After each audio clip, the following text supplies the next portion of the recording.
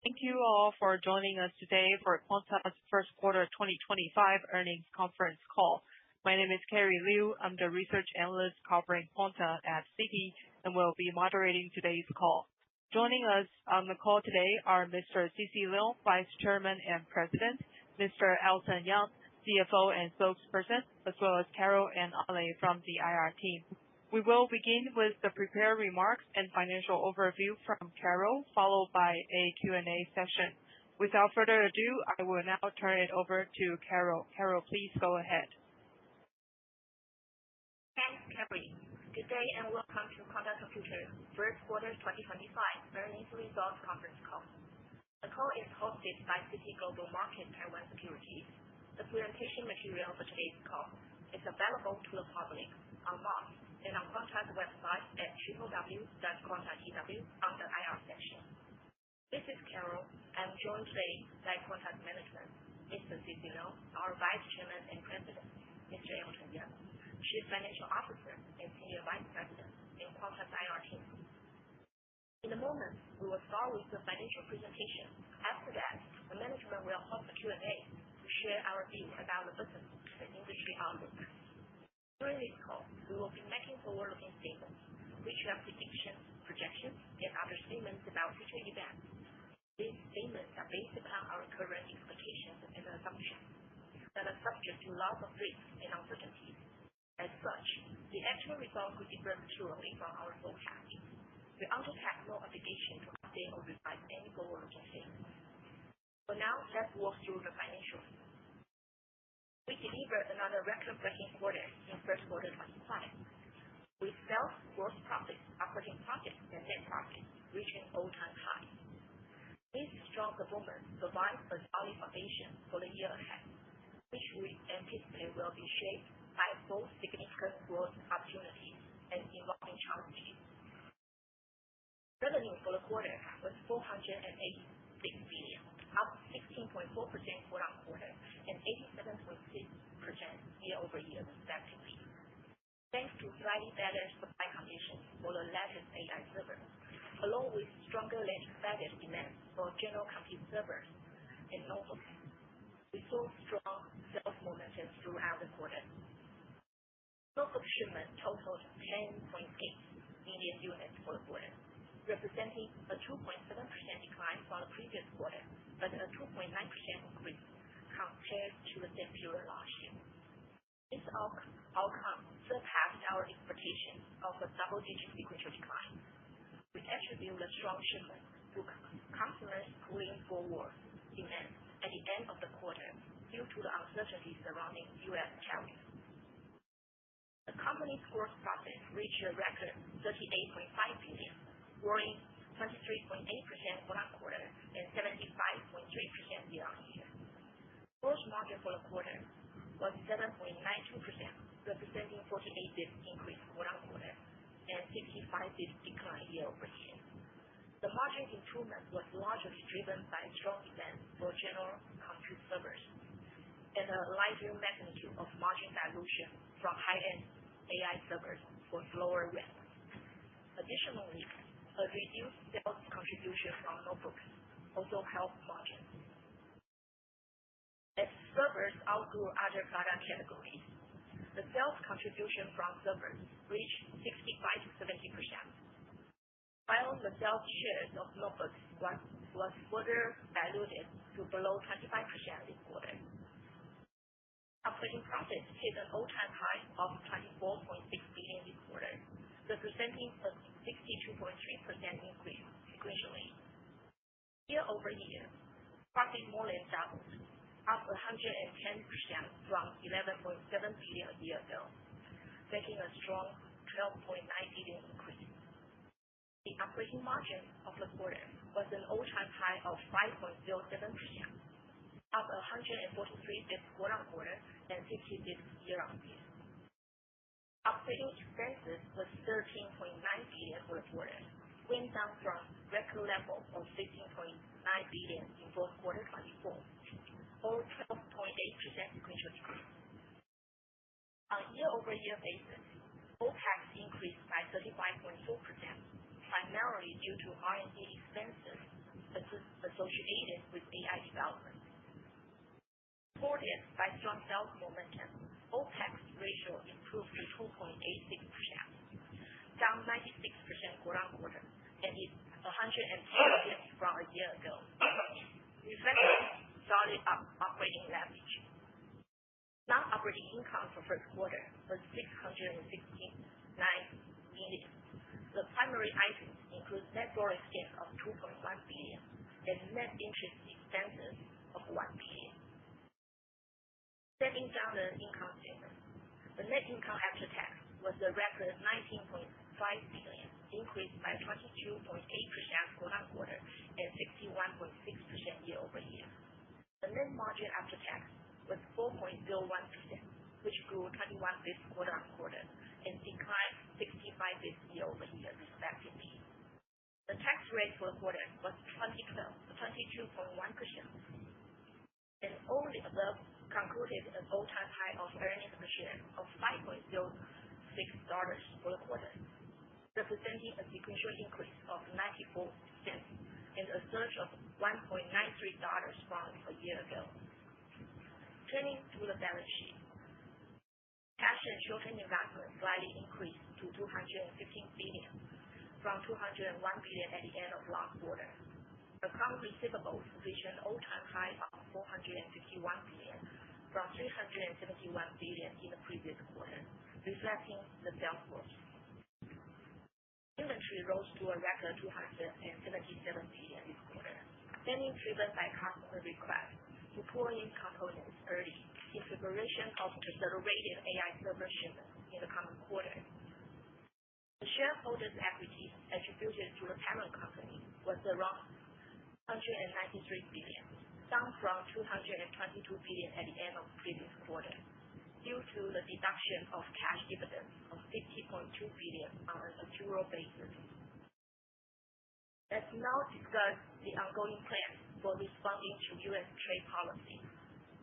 As we highlight in previous calls, Quanta's business strategy is built on three key pillars: advanced R&D, precise marketing, and manufacturing resilience.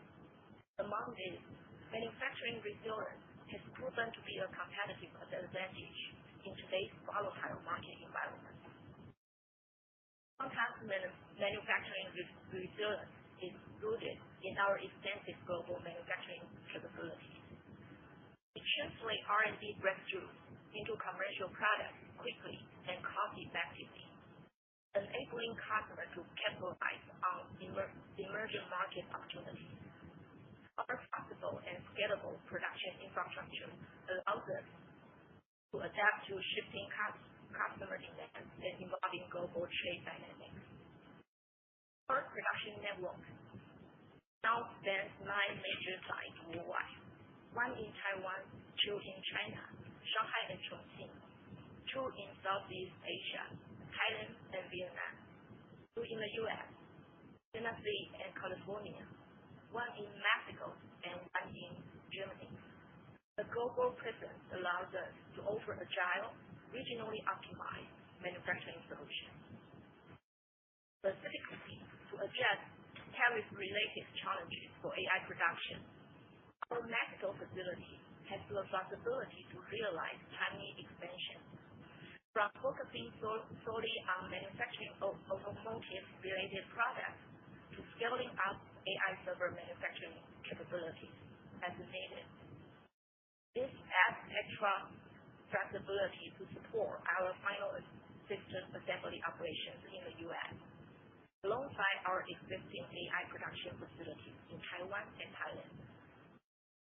If the policy conditions are clear and customers are ready to move quickly, we can complete mass production readiness within just a few months.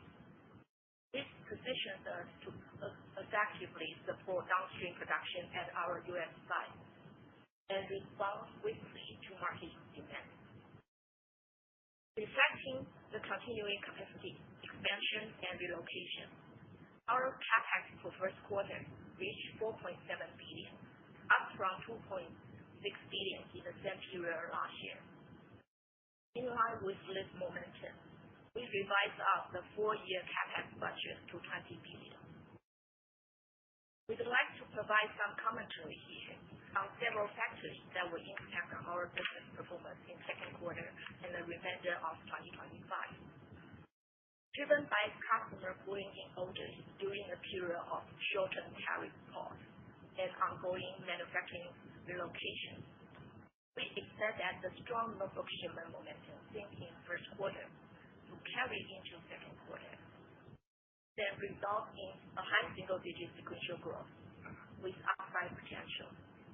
However, this demand is somehow front-loaded. We could see a more muted seasonal pattern in the second half of the year. At this point, visibility beyond 90 days remains limited due to ongoing macro and industry uncertainties. We'll provide more coverage on 4-year guidance when additional clarity is available. For auto business, we are shifting our focus and investment away from low-value, commoditized, and volume-driven products like most modules and sensors.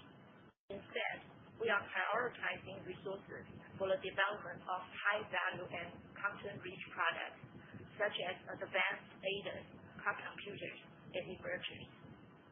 To navigate the current auto market uncertainty, this strategical move of resources relocation will help bolster our competitiveness for the upcoming recovery. Considering evolving revenue mix driven by the accelerated shipment of new generation AI server racks with higher ASP relative to lower ASP AI models, general compute servers, notebooks, auto, and other product categories, we anticipate some degree of margin dilution moving forward. The new generation of AI servers went to mass production in late first quarter, while still in a slower ramp pace due to supply constraints. On top of that, the demand for the lower ASP AI models remains strong and contributed to the overall AI shipments, as customers are urging for timely deployment of their AI infrastructure. We are seeing strong demand and limited supply on AI. Given that revenues are tied to the timing of shipment of respective projects, we could see variability in server revenue growth rate depending on ASP mix and individual customer delivery schedules. Servers was the largest contributor, driving the sales momentum in the first quarter, with robust growth from both AI servers and general compute servers. AI server sales exceeded 60% of overall server sales, and their contribution will further increase in the second quarter. The sales of AI server grew more than double from a year ago, in good shape to realize a substantial 4-year growth for 2025. Currency exchange fluctuations are another uncertain factor that could impact our quarterly performance.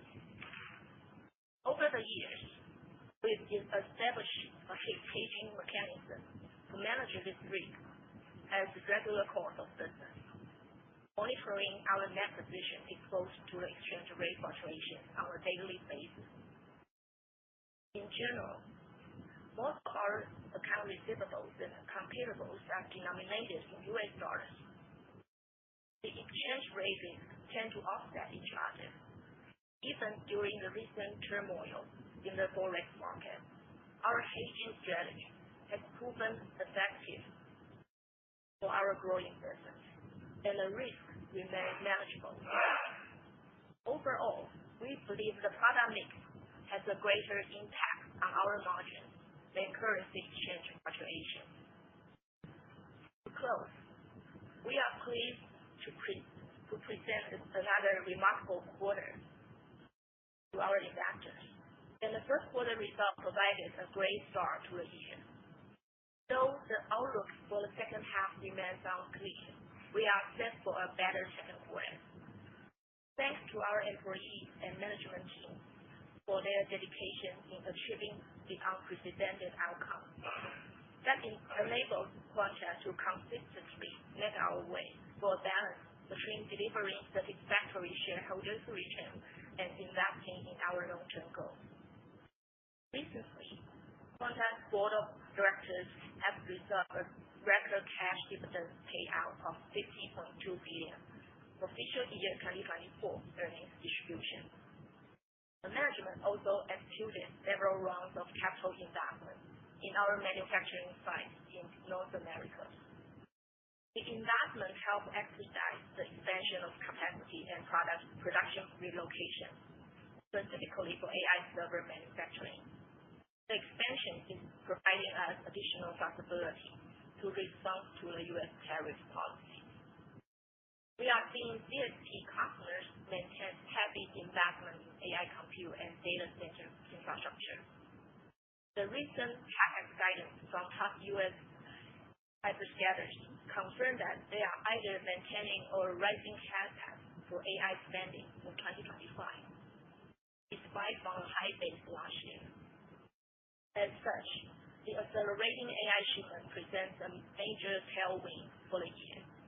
We keep working closely with our customers in an agile and nimble manner to effectively make the necessary adjustments to adapt changes.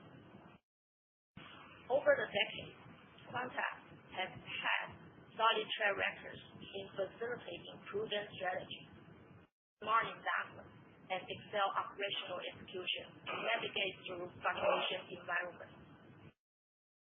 As we scale our global presence, we remain focused on driving improvement in productivity, efficiency, and utilization to help offset the growth in expenses and manage associated risks. Overall, we remain cautiously optimistic of our business for the rest of the year. We are confident in our ability to stay on a growth trajectory, with profit expansion continuing to outpace cost increases. We believe that Quanta has positioned well to capture value through continued investment, innovation, and strategic partnership in the rise of AI. And that concludes the reviews of the first quarter results and business outlook. We will now open the call to Q&A. Please limit your questions to one and one follow-up. Thank you for standing by. Now, may we introduce the first question, please? Yeah, sure. Thank you very much, Carol, for the financial overview. We will now begin the Q&A session. If you would like to ask a question, please use the raise hand function, and we will call on you in order. As a reminder, please limit yourself to one question and one follow-up to allow greater participation. Thank you for your cooperation. Let's go to our first question. Randy, please go ahead.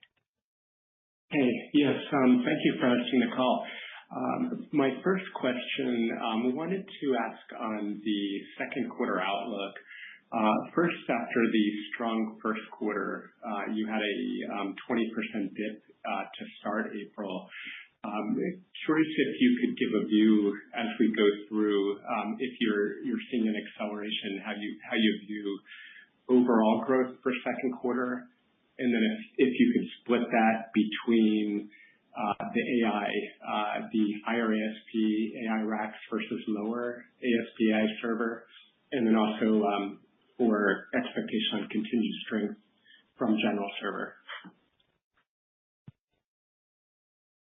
Thanks, Randy, for your questions. As Carol touched on in the prepared remarks, the new generation of the high ASP AI server will kick in this quarter, so we're expecting the percentage will keep growing among the split between the AI server to total server will rising from 60% in the first quarter to keep by going to 70% as we set target for this year. So we keep seeing more high ASP product contribution into. So that will, that's what I mentioned about there are some dilution about our gross margins on the same directions. That's our AI service situation for second quarter.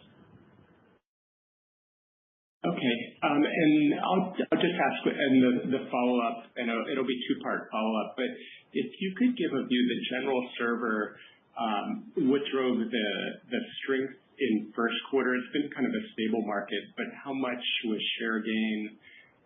And then how much you see that market continuing? And the second part of my follow-up, I actually wanted to ask about the GPU supply demand. I think you mentioned tight supply of GPUs, but we've seen a lot of delays on the racks, but actually chip production smoother. So I'm curious where the constraints are on GPU, like if you're getting enough availability, whether for the high AI server, high ASP AI server, or constraints with prioritization there, waiting for those racks, the low ASP server. Yeah, just curious why supply constraints, given the delays and where you're seeing those constraints.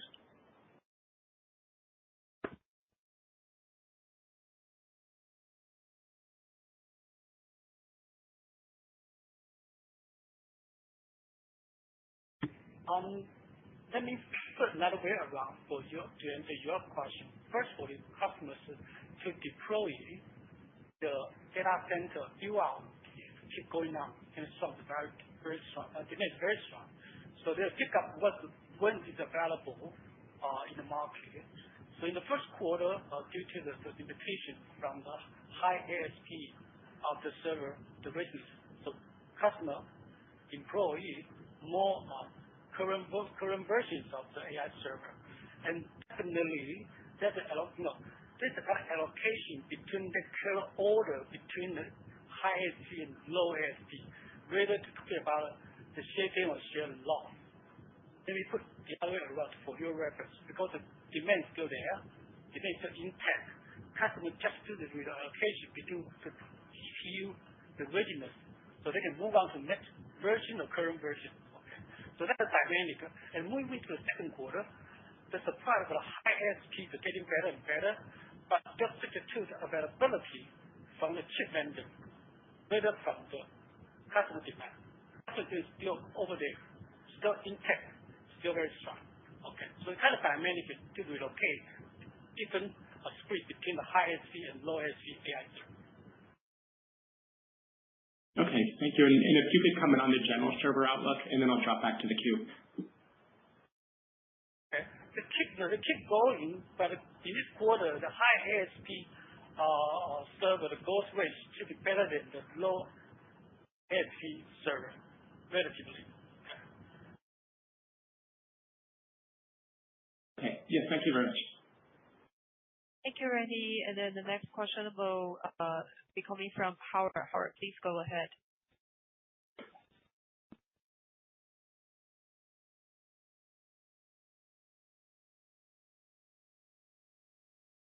Hello. Yeah, hi. Yeah, can you hear me? Yes. Great. Congratulations on the quarter. My first question is on notebook. So wanted to ask, I was a bit surprised that notebook was less than 25% of total revenues in the first quarter. So I guess my first question is, are we seeing a pretty strong kind of recovery in terms of Chromebook shipments in Q1?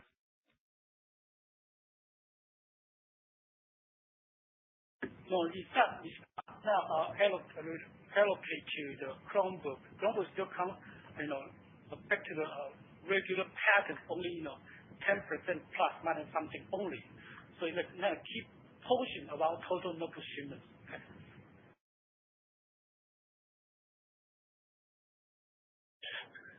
Got it. And then real quick, just in terms of the 2025 kind of guidance by segment, just to touch back on what you guys guided for the last time. You guys said that AI revenues will grow triple-digit year-on-year, and general server will be flat year-on-year, and automotive will be up single-digit year-on-year. Are these guidance still unchanged, 3 months later today? By far, so the AI contribution to over 70%, over the 3 digits is still on track. Okay. And the general server looking slightly better from flattish to slightly up, okay, for the year-on-year basis. Okay.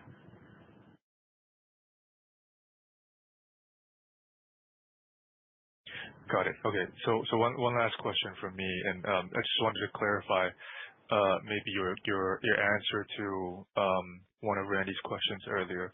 So looking at the lower ASP AI server product, you mentioned Q1 demand was quite strong. Is it fair to assume that demand will continue to remain that strong for the remainder of the year, or are you expecting demand for the lower ASP AI servers to fall off in the coming quarters? Is still growing, as I mentioned. So there are two dimensions for your reference.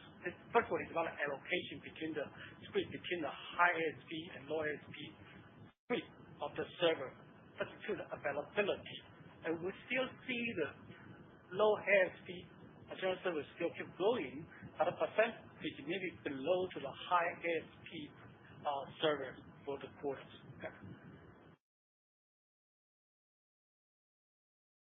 Got it. Still growing, but growing at a slower pace. Got it. Thank you. I'll jump back to the queue. Thank you so much. Thank you, Howard. And the next question will be coming from Angela. Angela, please go ahead.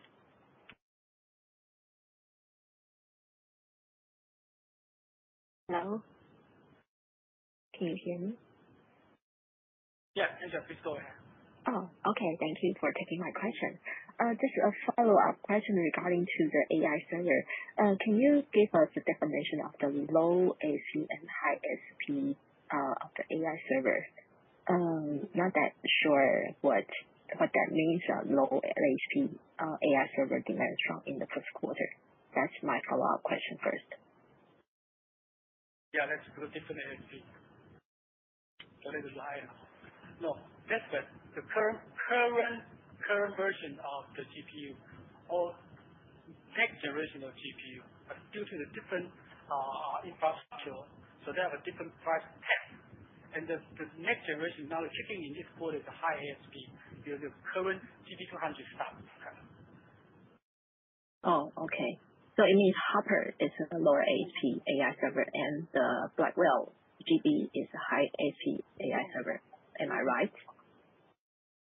Yeah, to some extent, yes. Okay, thanks. Okay, thanks for clarification.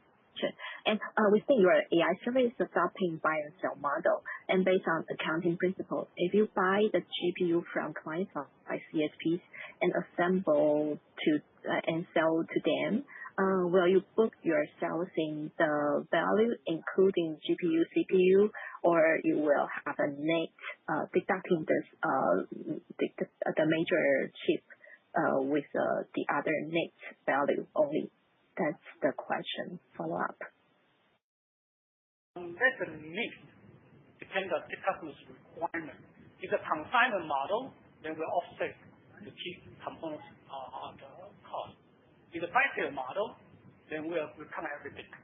So that's a mix among our customers. But the major aligned part of our business is the buy and sell models. Okay, so based on your clients and the current business model, is the mix of the consign higher or the buy and sell higher? I just touched about the line part of business is buy and sell models. Okay, I see. Okay, last question is that regarding major part, the buy and sell. Okay, thanks. And the last question is regarding to the first quarter financial about the non-op. It's quite rare to see that your interest net expense in the first quarter. Can you explain the major reason, and will this condition last into the following quarters? Okay, thank you. Yeah, the business keeps growing. So you can see the flowing or account receivable, inventory, they were working capital hungry. This is also one of the strength of advantage of balance sheet, our income can accommodate. But to win the business also at expense of your sowing working capital needs. As a result, you need to have additional interest expense to cover the sowing working capital needs. The customer require you to pull in the GPU. That means that you need to repair more working capital to accommodate.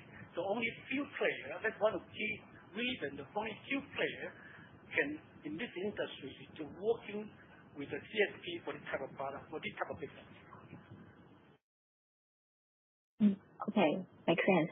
And so, do we need to expect that this situation will continue when your GB or AI, high-speed AI sales growing up? That will see this kind of situation continuously. That could be predicted. That is how we do funding this working capital need. Okay, you can pay for any low funding cost vehicle, maybe you can lower down the overall interest expense going forward. Okay, but I think there are big season in the first half. When it's renting out, taking this business model, then that definitely consume more working capital needs. Okay, then as a result, with a higher interest expense. Okay, thanks for your answer. Thank you, Angela. Next question will be coming from Albert. Albert, please go ahead. Thanks, Carrie, for hosting the call, and congrats management on the strong result. So my first question is based on what you're saying. The CSP customer bought a lot of Hopper AGX in first quarter, and now we are ramping up the backlog server into second quarter. So my question is, how will Quanta see customer preference in backlog AGX versus GB server configuration? Is it fair to say GB is a preferred solution by CSP in backlog generation? And if customers may face some issue in GB server, is it possible for CSP customer to switch back and buy Blackwell AGX, or it's not doable because their design is mainly for GB? Thank you. Thanks, Albert, for your question. Customer different AI adoption plan, and they have a huge AI demand. So they can accommodate different types of compute needs, starting from the H200, GB200, or GB300. So there are different types of adoption plan. And from Quanta perspective, we cannot speak for the customer or speak for the vendor. Not only that, what we can do is best to meet the customer's requirement at the right timing, right cost, and right scale. So that's what I mentioned. We are doing the allocation between the high or low ASP AI server. Quanta, we can say we are ready for every type of product, and customers subject to how they to go out their AI adoption plan. So we cannot speak for them, but what for sure is we can accommodate what they require. So whether they can scale back or not, which we don't have ideas. But what we can do is we get ready at the best price for them. Best TCO leadership product for them. That's very clear. Thank you. And my follow-up question is, Carol mentioned notebook will grow like high single digits with 13 shops in second quarter, and you also mentioned that the Hopper or AGX server will grow, but probably at a slower rate versus GB, which means AI server will accelerate into second quarter. And with these two, that means probably we will see more than 10% quote-unquote revenue growth in second quarter. Is it a fair solution? Is it fair argument?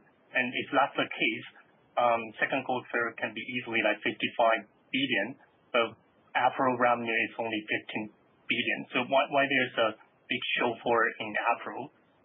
Is there a specific reason, and we are expecting a huge jump in May and June? Thank you.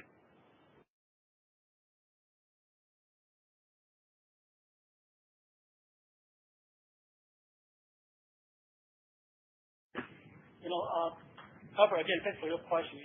First of all, in our customer practice, we don't guide about the revenue growth rate and that granularity. What we can say is, we see the notebooks going better, and high ASP server were kicking in this quarter.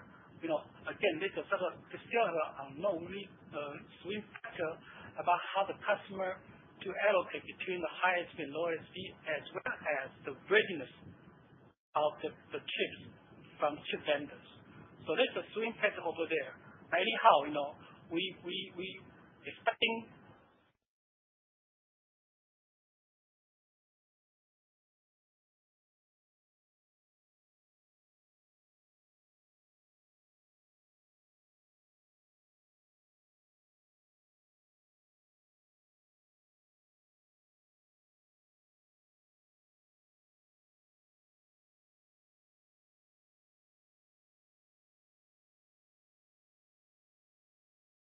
Hello, Elton.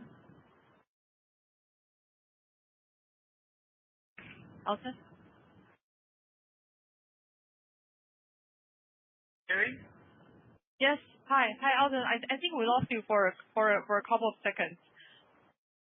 Oh, really? Okay. Oh, just touch down about we don't provide that granularity for the revenue growth rate based on our customary practice. But what we can say is we see the better notebook pulling from the customer for the second quarter, and we expecting business, the high ASP server will kicking in this quarter. Again, it's still subject to the readiness of the chip vendors and the customer plan to allocate between the high ASP and low ASP server split. Okay, but we are looking for that, and what the information we have now for second quarter. Understood. That's very clear. Thank you, Elton. Congrats again on the strong result. I'll go back to the queue. Thank you, Albert. Thank you, Albert. Next question will be coming from Sky. Sky, please go ahead. Thank you to take my question. I just want to know that many world-class automaker and the companies are collaborating with us on automotive projects. But it typically takes 3 to 5 years to go from project initiate to mass production. I'd like to ask, is there a chance that our automotive business could reach to $1 trillion level in 3 to 5 years later?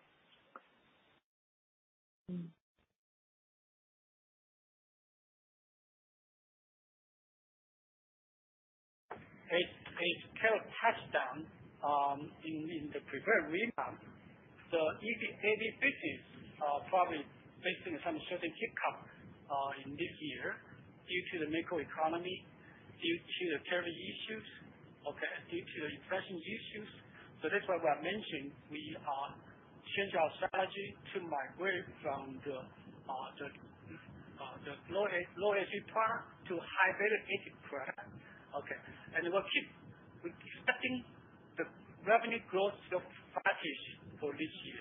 Okay, but we still are excited about this outlook for the AV business onwards.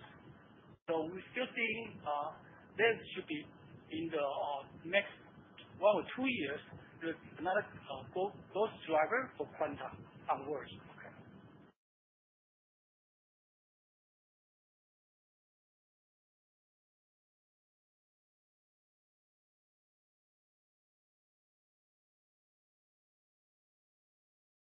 Hello? Thank you, Elton, for the comments. We will move on to the next question. Randy, please go ahead. Yeah, no, thank you. My follow-up question, you mentioned some of the high ASP server is subject to the chip reliability, availability. Could you discuss more on the hardware? I mean, there's been comments about yield ramp for the past few months. But if you could talk about what you're seeing from the ability to manufacture and improve yields, how smoothly you see that ramp up. And as we go toward GB300, originally there was optimism at GTC about some of the design changes on the new architecture, but it looks like we'll keep with Bianca.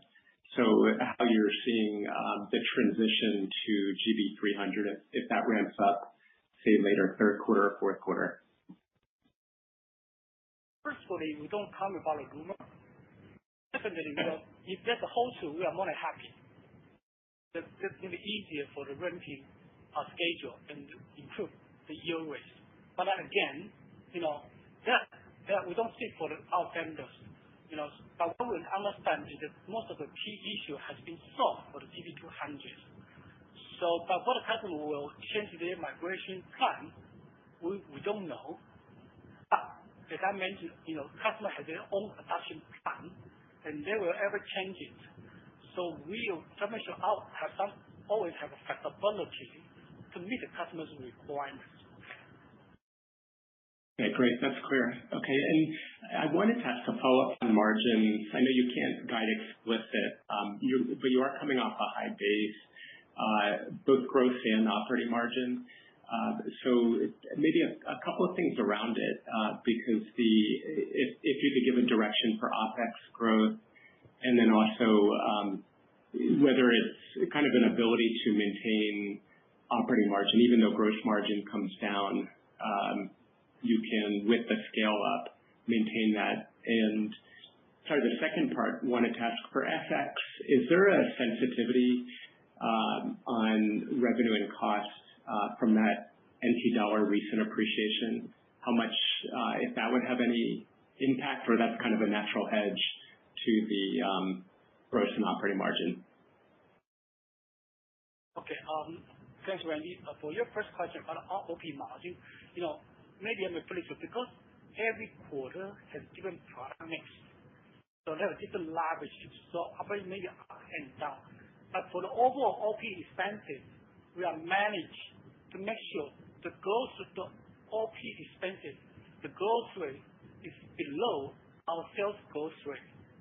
Secondly, it probably slightly above of next year total about 49 billion something.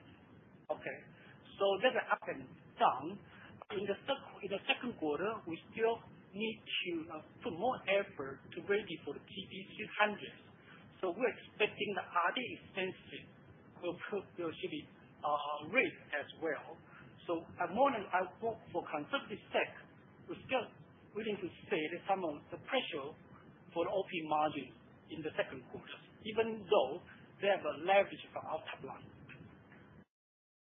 For the second part of your question about FX, I also love to have some magic to come on a linear forecast. How many percentage NTD appreciate, then will come out how many percentage impact our margins. But basically run by different way around. Okay, so there's a lot of swing factor among that. So that's what I mentioned. We have a natural hedging for our AR and AP. Secondly, we have a dynamic hedging mechanism. We don't live in a naked position. We will always monitor on daily basis. So hopefully we can measure well, but the swing is very big. Anyhow, we still see kind of manageable and controllable, based on our regular basis of the hedging activities. Okay, great. No, thanks a lot. Thank you, Randy. Thank you. Our next question comes from Kayleen. Kayleen, please go ahead. Yes, thank you for taking my question. I'm asking on the margin side for OPM. I think we mentioned that in 2Q, our R&D expense could increase on GB200 ramp. Does that mean our second quarter OPM will also have pressure quarter on quarter, gross margin pressure because of product mix? Yeah, I just touched on about that. Yes.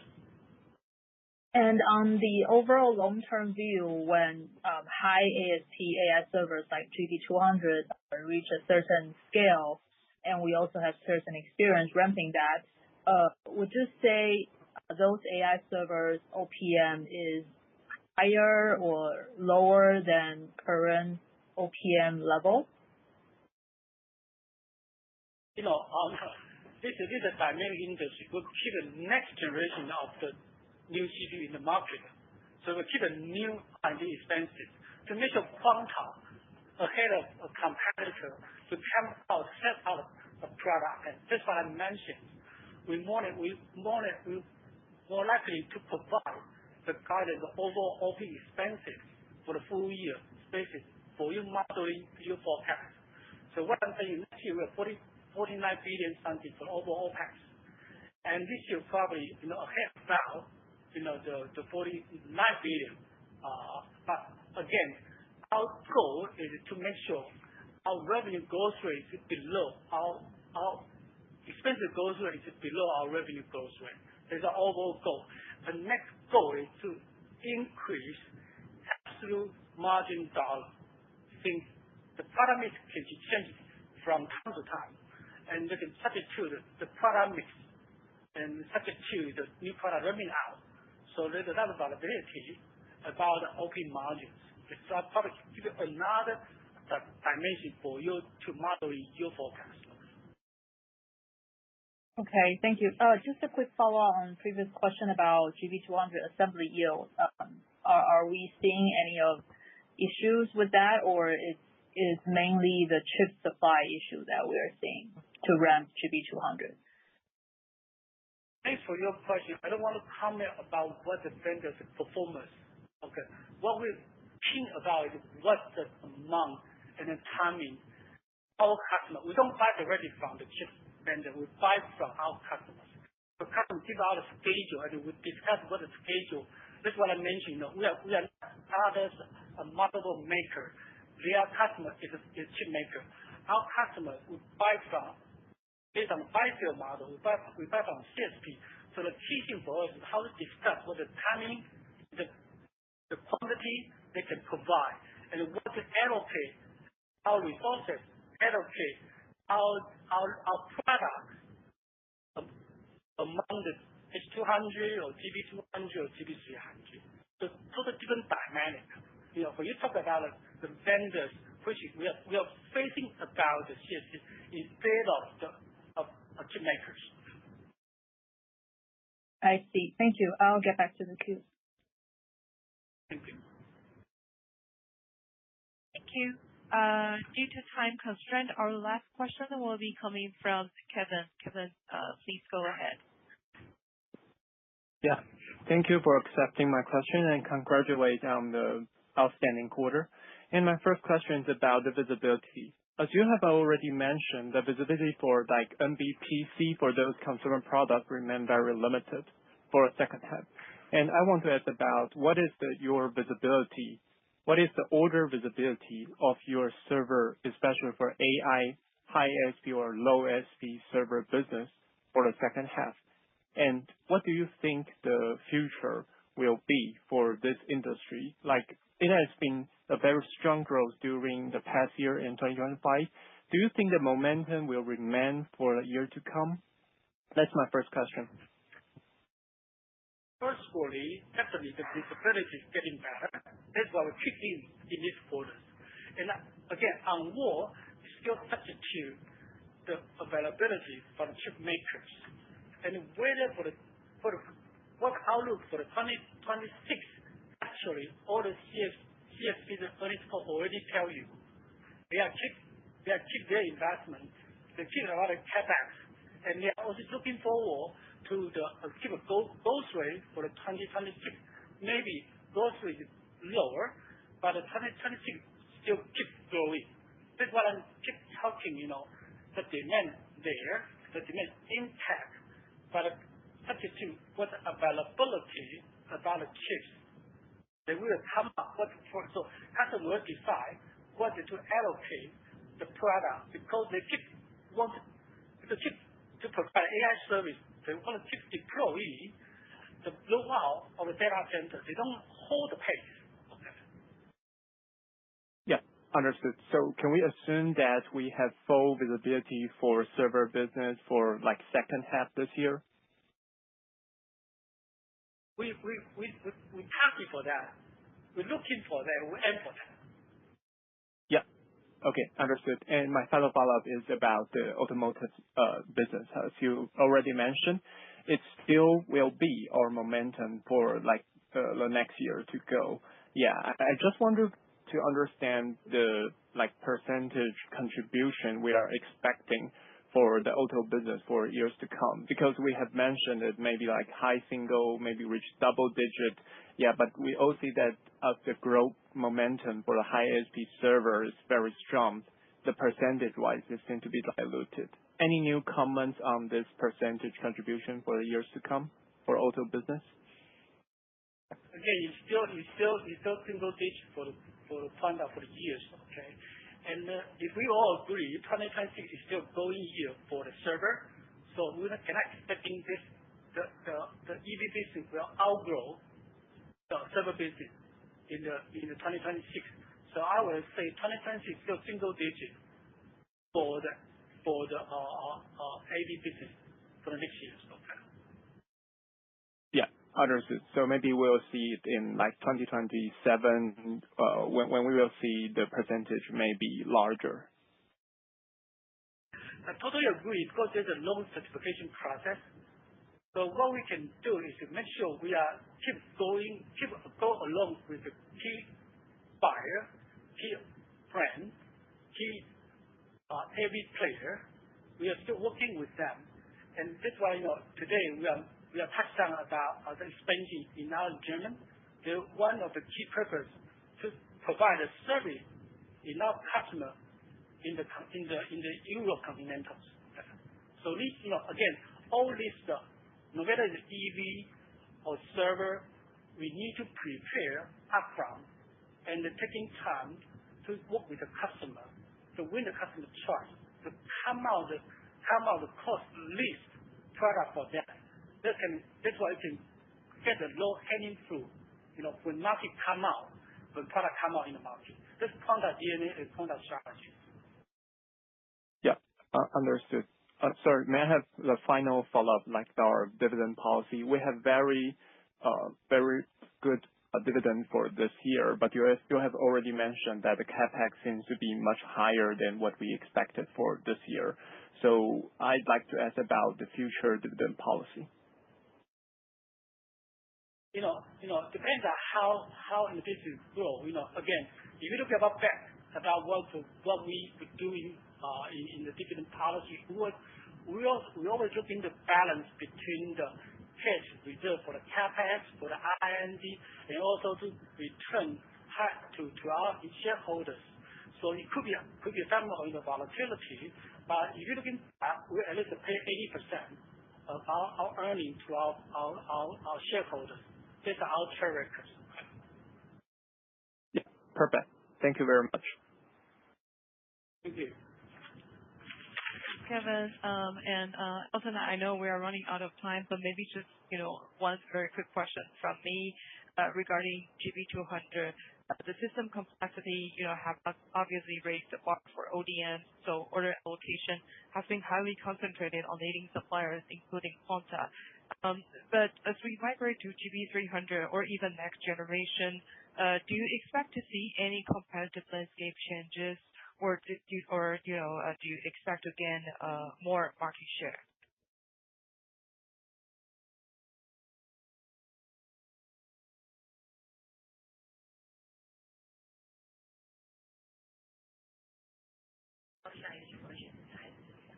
Again, who work with the customer, closely working with the customer, and timely provide the design for that, and provide most. Again, competition always there, and we get used to that. We also assume there's a competition over there, so we don't fear about any competition. But who can provide a least cost? Who can provide the leadership product? Who can provide a TCO product? They can win the orders. And Quanta get used to that. And Quanta, will keep working with the chip makers, make sure we are go along with them. And also fully unstack what the CSP needs. No matter how they change their strategy, if you know customer well upfront, then you know how to design product for them, then we can keep winning the orders from that. Okay. Again, this is market practice and Quanta in this business for decades. We migrate from the notebook, from the regular server to the AI server, for the EV, or even for the next new product, the same DNA, same strategy. We get used to the customer from decades ago, to make sure we know the product, we know the customer, we come out and the computing design still our DNA. So we make sure we can keep winning the order from the customers. That's our strategy, that's our DNA. Understood. Before we close, I'd like to thank the management team for their time and insights today. CC and Elton, if you have any final remarks to share? Thank you for the concern about Quanta. And as time passes, we will still continue to do our best on the new product development and technology. That's all the stuff. So let's work together in technology and work closely with our customers to know any possibility that we're going to do.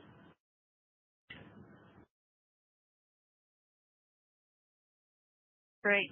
Thank you again, CC, Elton, Carol, and Ale. Thanks to everyone who joined us on the call today. If you have any additional follow-ups, please reach out to Quanta's IR team or me, Carrie from Citi. That concludes today's call. Thank you and have a great day.